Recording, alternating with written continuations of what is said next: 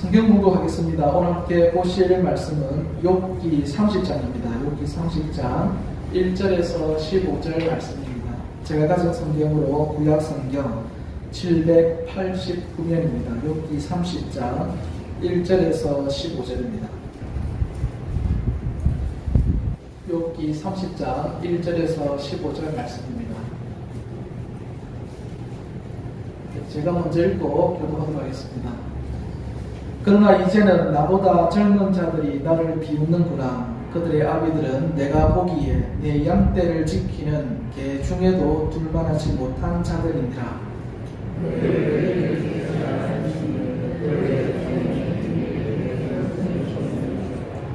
그들은 곧 궁핍과 기근으로 인하여 파리하며 캄캄하고 메마른 땅에서 마른 흙을 씹으며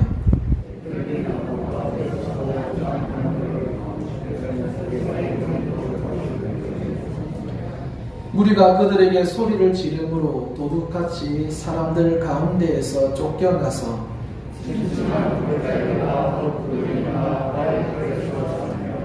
떨기나무 가운데에서 부르짖으며 가시나무 아래에 모여 있느니라.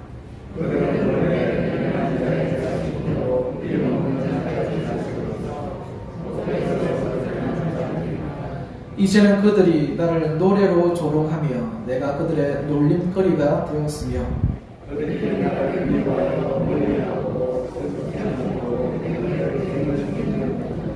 이는 하나님이 내 활시를 늘어지게 하시고 나를 공고하게 하심으로 무리가 내 앞에서 굴레를 벗었음이니라.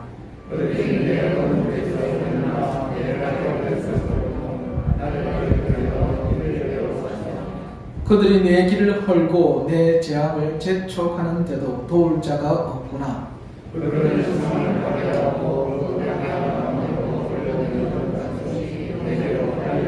같이 읽겠습니다. 순식간에 공포가 나를 에워싸고 그들이 내 후비를 바람같이 날려버리니 나의 구원은 구름같이 지나가 버렸구나. 아멘. 우리 앞뒤 좌우로 한번 인사하겠습니다. 잘 오셨습니다. 우리 한 번 더 하도록 하겠습니다. 사랑합니다. 예, 마스크를 쓰니까 미소를 짓고 있는지 어떤지는 모르겠고, 자, 오늘 우리 주보에 보면은 그 대림절 첫 주라고 되어 있습니다. 교회력에 따라서 주보에 기록을 하고 있는데, 이 대림절이라고 하는 거는 문자적으로 이야기하면 기다릴 때에 임할 임자를 씁니다. 그래서 예수님이 임하시는 것을 기다린다. 그러니까 아기 예수님의 탄생을 기다리는 절기다. 이렇게 됩니다. 원래 초대교회에서 부활절을 가장 중요한 절기로 지켰습니다. 거의 유일한 절기다시피 했습니다. 그런데 교회가 시간이 가면 갈수록 이단들의 공격이 굉장히 많았습니다. 그 중에 어떤 공격이 많았냐면 예수님은 인간으로 이 땅에 태어난 적이 없다. 이런 식으로 공격을 많이 했습니다. 그러다 보니까 초대교회가 예수님은 인간으로 이 땅에 태어나셨다. 아기 예수님이죠. 그거를 기념하고 절기를 삼음으로써 후세대에게 자신들이 가지고 있는 신앙을 전수하려고 했습니다. 그래서 이제 생긴 게 성탄절. 근데 성탄절만 그날 하루만 딱 지키기에는 예수님이 이 땅에 태어나신 그 의미가 너무나도 큰데 하루만 그러지 말고 한 달, 4주 정도를 우리가 계속 그분의 오심을 기다리면서 그걸 기념하는 게 낫겠다 해서 대림절에서 총 4주간을 지킵니다. 그래서 4주째에 이제 성탄절이 들어가게 됩니다. 그래서 이 대림절 때 주로 했던 활동들이 뭐가 있냐면 보통 우리가 어떤 귀한 손님이 온다거나 맞이할 때는 어떻게 합니까?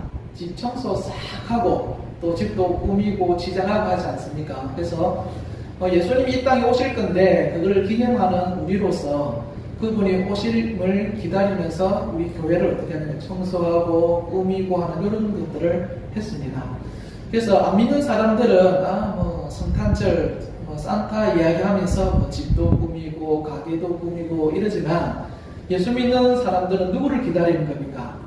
예수님을 생각하면서 그분이 성탄절 이 땅에 오시는 것을 기념하면서 그분이 오실 교회에 이렇게 장식하고 꾸미고 하는 그런 활동들을 보았습니다. 그래서 오늘 저희도 이제 예배 마치고 나서 그런 것들을 하는 데 있어서 좀 이런 의미들을 알고 하면은 좀 좋겠다 싶어서 먼저 말씀을 드립니다. 참고하시면 될 것 같습니다.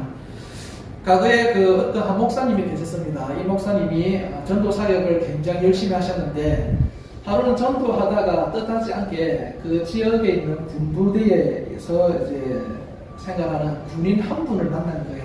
그래서 이분을 전도를 했습니다.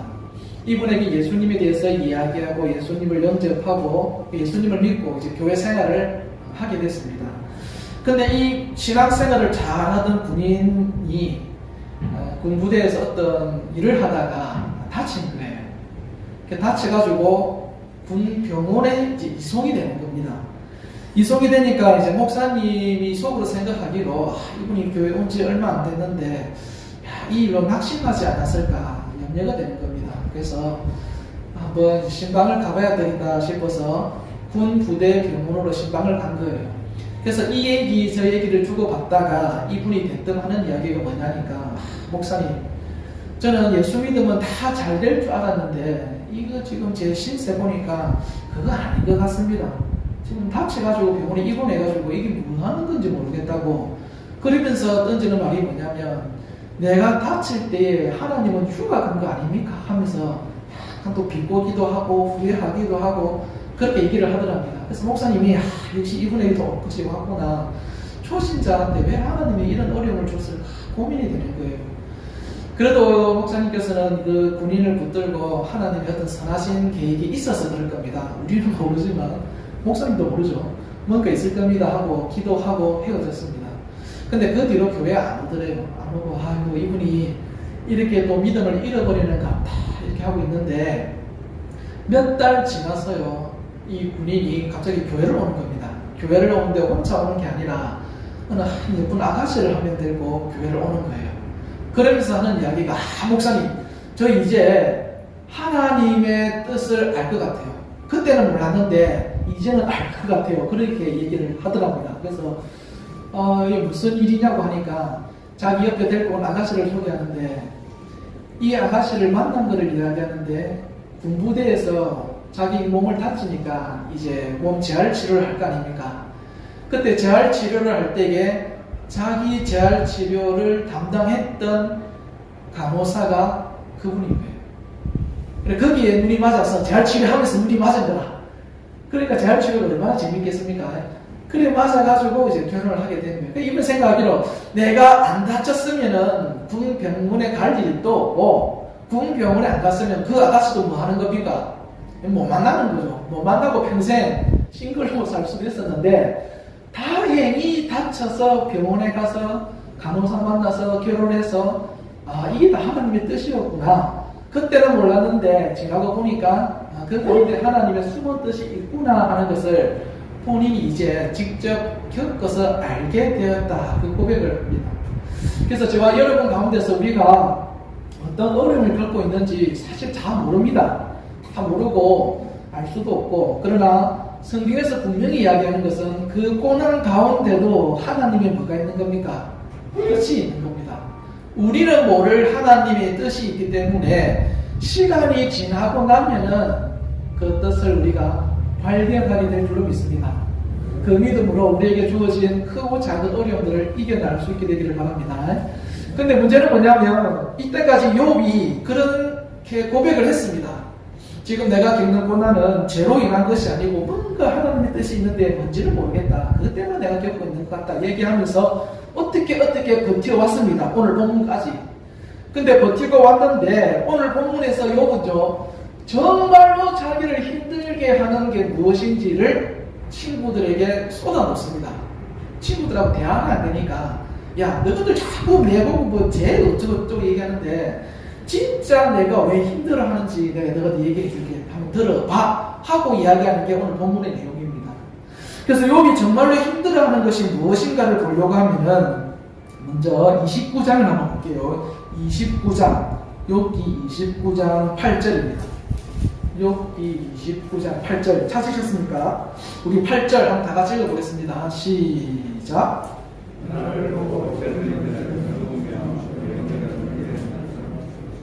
요 8절부터 12절까지 어떤 내용이냐면 욥이요, 자기가 고통을 겪기 전에, 이런 어려움을, 환난을 만나기 전에 자기가 누렸던 삶의 모습에 대해서 이야기합니다.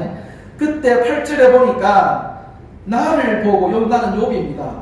욥을 보고 젊은이들은 어떻게 했답니까? 숨고 노인들은 일어서고. 욥이 지나가면은 나이 많은 분들이 바둑이나 장기를 두다가도 어떻게 하는 거예요? 자리에서 일어나서 예를 표했다, 이런 얘기하는 거예요. 그러니까 많은 사람들이 욥에게 겸손과 공경의 자세를 보였다. 너희들 내 이전에 어땠는 줄 아니? 이런 대접 받았어. 지금 그리 얘기하는 거예요. 그리고 9절에 보면은, 9절은 뭐라고 되어 있습니까? 유지들은 말을 삼가고 손으로 입을 가리며. 유지단 말은 그 지역에서 힘 있는 자들 아닙니까? 돈이 많든지 권력이 있든지 그 지역을 좌우할 수 있는 이런 사람들도 욥 앞에서는 말을 함부로 안 했대요. 말을 함부로 안 하고 욥의 말에 귀를 기울였다. 그리고 10절에는 뭐라고 되어 있습니까? 지도자들, 통치자들을 말하는 거죠. 통치자, 권력자들은 욥 앞에서 말소리를 낮추고 그들의 혀가 입천장에 붙었다. 그러니까 욥이 그 지역에서 혹은 뭐 그 국가일 수도 있는데 그곳에서의 어떤 경제적 혹은 힘, 권력, 이런 영향력이 얼마나 컸는가 하는 것을 우리가 짐작할 수가 있습니다. 그리고 11절에 보면은요, 귀가 들은 즉 나를 축복하고 눈이 본 즉 나를 증언하였나니. 뭐냐면 자기가, 많은 사람들이 자기에게 겸손히 대하고 지도자들도 자기를 조심하게 대하고 하니까 자기 눈에 볼 때에 또 자기 귀에 들리는 모든 말이 좋은 말이겠습니까? 안 좋은 말이겠습니까? 네? 좋은 말일 거예요. 다 욥한테 욥 굉장합니다, 대단합니다, 뭐 위대합니다. 좋은 말이라는 좋은 말은 욥에게 다 들렸던 거예요. 그런데 그렇게 들렸는데 지금은 어떻다라는 겁니까? 30절에 보니까 어떻다고 되어 있습니까? 오늘 보면 30장 1절이죠. 그러나 이제는 나보다 젊은 자들이 나를 뭐 한다고요? 비웃고 있더라. 자기가 잘 나갈 때에는 사람들이 아무 소리 못하고 겸손하게 뭐 시키면 시키는 대로 일하다가 자기가 고난에 탁 빠지고 나니까 사람들이 다 외면해버리더라. 심지어는 전에는 욥 앞에서는 아무 소리도 못했던 사람들, 젊은이들까지도 이제 욥 앞에 뭐 하는 겁니까? 저주하고 욕하고, 욥이 뭐 잘못한 거 없는데 그냥 병든 거 하고 망한 것밖에 없는데 자기들에게 아무 해코지도 안 했습니다. 안 했는데도 사람들이 이제 욥을 헐뜯고 저주하더라는 거예요. 그러니까 지금 욥을 힘들게 하는 거는 자기가 환난을 받았다. 몸에 병도 오고 자녀들도 죽고 재산 다 잃어버리고 부인은 뭐 떠나버리고 이것도 힘들지만 정말로 욥을 힘들게 한 것은 욥을 대하는 주변 사람들의 이중성이라는 거예요. 내가 잘 될 때는 다 나를 칭찬을 하더니 내가 망하니까 다 나를 공격하고 욕하고 하는 이런 사람들의 이중성에 욥이 굉장히 충격을 받고 상처를 받더라. 근데 이런 거는 뭐 욥뿐만 아니라 사람이 살다 보면은 어렵지 않게 볼 수 있는 상이기도 합니다. 지인이고 혹은 가족이고 친척이고 가까운 친구 관계를 하더라도 내가 잘 될 때는 막 찾아와서 같이 즐거워하고 같이 슬퍼하다가도 내가 뭐 잘못되거나 이러면은 찾아오지도 않고 심지어는 헐뜯고 비웃는 이런 상황들을 우리가 어렵지 않게 접할 수 있기도 합니다. 그런데 오늘 우리가 봐야 될 건 뭐냐면 욥이 지금 이거 가지고 투덜투덜 대고 있는데요. 욥의 이 고난을 통해서 우리가 발견할 수 있는 두 가지 사실들이 있더라는 겁니다. 이걸 우리가 먼저 발견해야 됩니다. 첫째는 뭐냐면 욥 주변 사람들의 실체가 드러나게 되었습니다.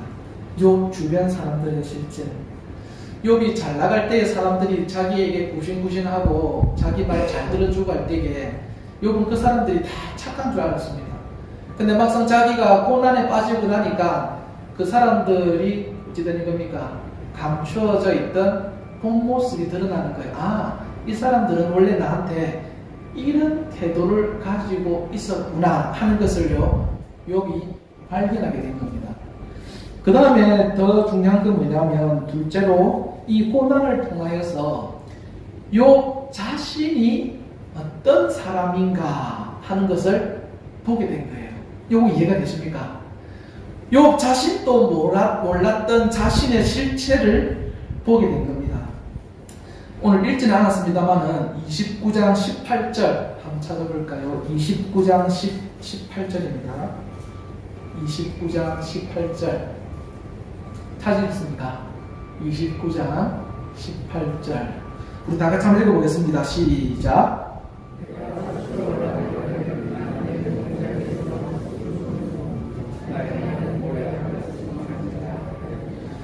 여기 지금 무슨 말이냐면요, 욥의 노후 대책입니다. 욥이 잘 먹고 잘 살 때, 모든 것이 풍부할 때에 욥은 자신의 노후를 이렇게 보내기 원했어요.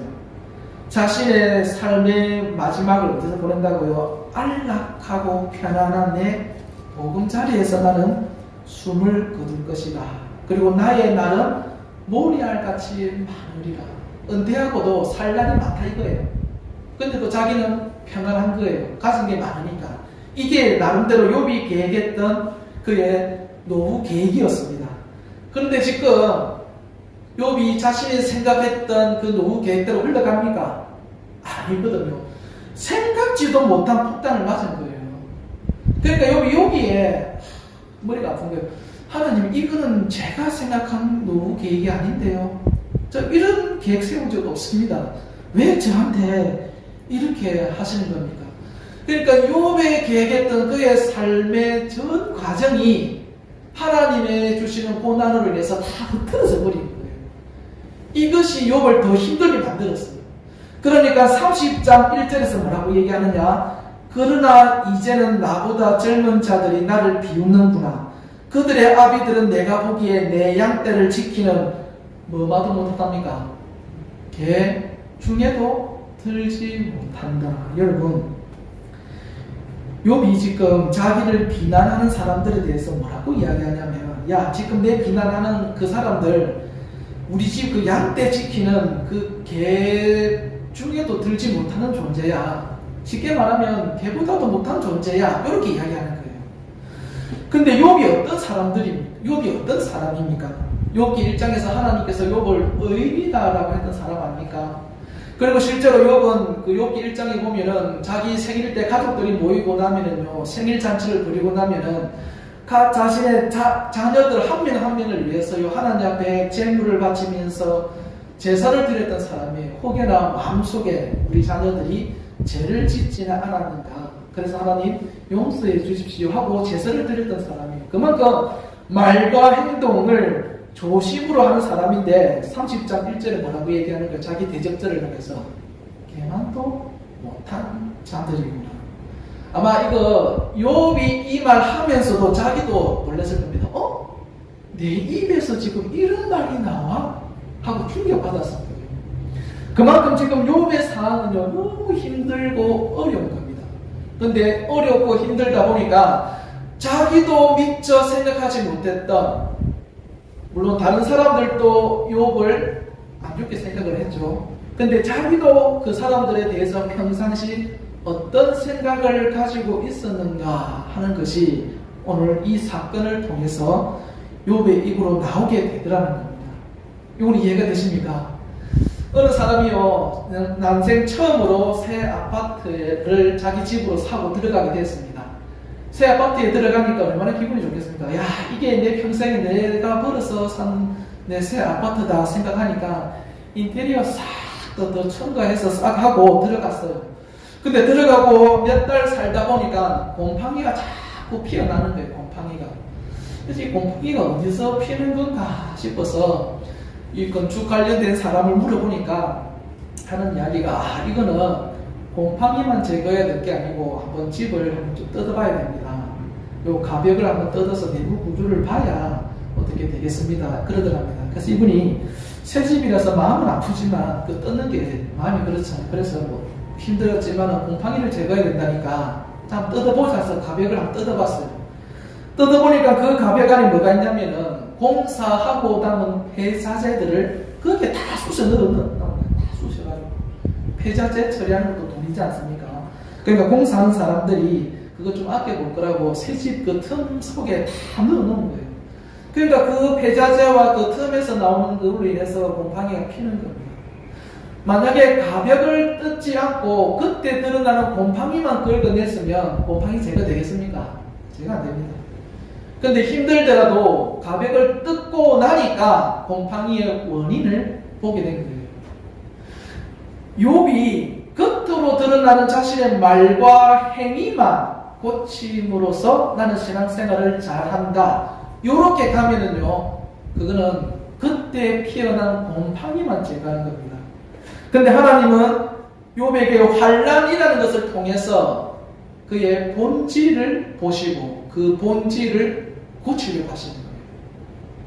그래서 욥의 환난은 뭐 여러 가지 의미가 있겠습니다만 오늘 본문에서 주는 건 뭐냐면 사람과 욥 자신이 본질적으로 어떤 존재인가를 보게 해주더라는 겁니다. 여러분, 욥을 저주하는 사람들이 이중인격자였겠습니까? 처음에는 욥이 잘 될 때는 예 구신구신거리고 욥이 안 될 때는 저주하고 이중인격자라서 그랬겠습니까? 아닙니다. 욥을 저주하는 사람들은 한결같이 이미 욥 마음속에 욥에 대해서 안 좋은 생각을 갖고 있는 사람들이었어요. 그리고 욥도 그들을 향하여서 겉으로는 일 잘했네, 아이고 성실히 하네 말을 해도 속으로는 뭐 내 양 떼 지키는 개가 니보다 좀 더 일을 잘할 것 같아. 은연중에 다 갖고 있었던 거예요. 근데 그런 본질들이 뭐 때문에 드러난 겁니까? 고난이라는 것, 환난이라는 걸 통해서 다 드러나게 돼버린 거예요. 얼마나 부끄럽습니까? 사람이 보통 자기가 감추어야 될 말들이 무의식 중에 튀어나오고 또 그 말로 인해서 상대방에게 상처가 되고 또 그것이 문제가 되어서 서로 간에 다툼이 되면은요, 세상 사람들은 뭐라고 이야기합니까? 네 그럴 줄 알았다. 네 하는 게 그렇지. 그래 그게 네 본심이네? 라고 이야기를 합니다. 그리고 그 말을 했던 나 자신도 내가 왜 그랬을까? 그때 그러면 안 되는 거였는데 하면서 자책하는 경우가 대부분입니다. 그런데 여러분 기억하시길 바랍니다. 예수 그리스도를 믿는 신앙은 거기서부터 출발입니다. 교회 옴으로써 신앙이 출발하는 게 아니라 여러분 내면에 있는 본 모습, 그 추악함, 그것이 드러나게 될 때에 여러분과 저의 신앙생활은 출발점에 서게 된다는 겁니다. 이건 한번 찾아볼까요? 누가복음 5장입니다. 누가복음 5장. 이거만 보고 한번 마치려고 합니다. 누가복음 5장. 누가복음 5장 31절에서 32절. 누가복음 5장 31절에서 32절. 찾으셨습니까? 못 찾으신 분들 앞에 보면 됩니다. 굉장히 빨리 찾으시는 것 같아요. 자, 우리 31절, 32절 한번 읽어보겠습니다. 시작!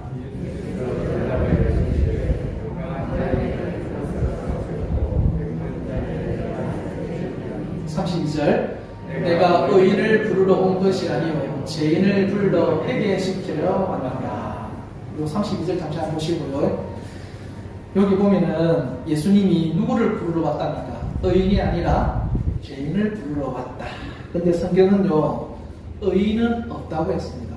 의인은 없나니 하나도 없으며, 또 로마서 3장 23절에는 모든 사람이 죄를 범하였으니. 그러면 이 세상에는 뭐 밖에 없는 겁니까? 죄인밖에 없는 거예요. 근데 예수님은 왜 의인과 죄인을 이렇게 나누었는가? 실제로 의인이 있어서 의인이라는 말을 한 거 아닙니다. 다 죄인입니다. 단지 내가 죄인임을 깨달은 죄인이 있고 내가 죄인임을 깨달지 못한 죄인이 있을 뿐이라는 거예요. 그러면 욥의 고난을 통해서 사람들 본 모습들이 이제 다 드러났습니다. 그러면 이제 이 사람들이 정신 차리고 나면은 자기가 의인이라고 얘기할까요? 죄인이라고 얘기할까요?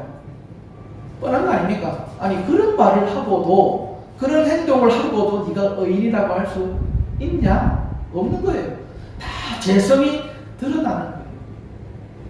그래서 예수 안 믿는 사람은 그런 것이 드러나면 수치 속에서 부끄러워 줄 모릅니다. 그러나 오늘 우리 누가복음 보니까 예수님은 죄인임을 깨달은 사람을 부르러 왔다고 하셨기 때문에 자신의 수치가 드러났을 때에 우리는 누구한테 갈 수 있는 겁니까? 예수님께로 갈 수가 있습니다. 사람들은요, 자기의 죄성을 가리려고 합니다. 드러내려고 하지 않습니다. 자신의 약점을 감추려고 합니다. 그것을 처세술이라고 하고, 또 그것을 잘하면 진급에 좋다고 하고 사회생활을 잘한다고 합니다. 그래서 사람들은 자기의 부끄러움, 자기의 연약함, 자기의 수치를 가리려고 해요. 교양이라는 거, 학식이라는 거, 돈이라는 거, 명예라고 하는 거, 권력이라는 거, 요즘은 외모로서 자신의 가치를 자꾸 높여가려고 합니다. 근데 그런 사람은요, 예수님 못 만납니다. 자신의 한계를 경험하고 체험한 사람, 예수님을 만날 수가 있습니다. 교회 생활하다 보면요, 하루 이틀 보고 헤어질 사람이면은 모습 남기고 갈 수 있습니다. 저도 다른 교회 가서 설교하면은 한두 번은 설교 잘하고 좋은 설교자가 인상을 남길 수가 있습니다. 근데 계속 설교하다 보면 실수할 때도 있고 약점도 있고, 저만 그런 게 아니고 사람이 자꾸 오래도록 만나다 보면은요, 그 사람에 대한 약점도 있고 실수도 있는 거예요. 그러면 교회를 어떻게 해야 되겠습니까? 그런 사람들 볼 때에 아이고 뭐 저래갖고 예수 믿는다고, 그게 아니죠. 아, 저 사람은 저것 때문에 누구를 만나는 거예요? 예수님을 만나는구나, 이렇게 가셔야 됩니다. 아, 우리 목사님은 저렇기 때문에 예수님을 만났구나.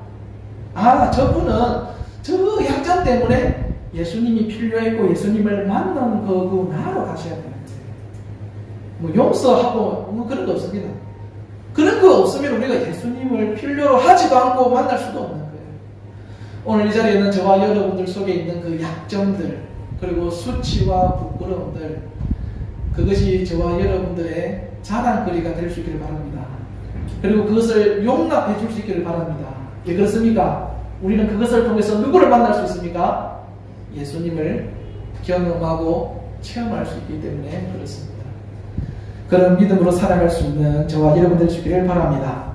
기도하겠습니다. 살아계신 하나님 아버지, 우리의 부족하고 우리의 연약한 모든 부분들을 알고 계시고 또 헤아리시는 하나님께서 우리를 예수 그리스도의 피로 불러주셔서 또 만나주시고 은혜 베풀어 주시니 감사합니다. 참다운 신앙의 모습이 무엇인지 알게 하여 주시고, 코로나로 인하여 우리의 활동 영역이 줄어들지언정 하나님을 향한 믿음과 신앙의 본질은 더욱더 확고히 세워져 갈 수 있는 우리 예당교회 성도들 되어줄 수 있도록 은혜 베풀어 주옵소서. 살아계신 예수님 이름으로 기도합니다. 아멘. 이제는 우리 주 예수 그리스도의 은혜와 하나님 아버지의 크신 사랑과 성령의 교통하심이 오늘 이 자리에 참석한 모든 사람들 머리 위에 지금부터 영원토록 함께 있을지어다.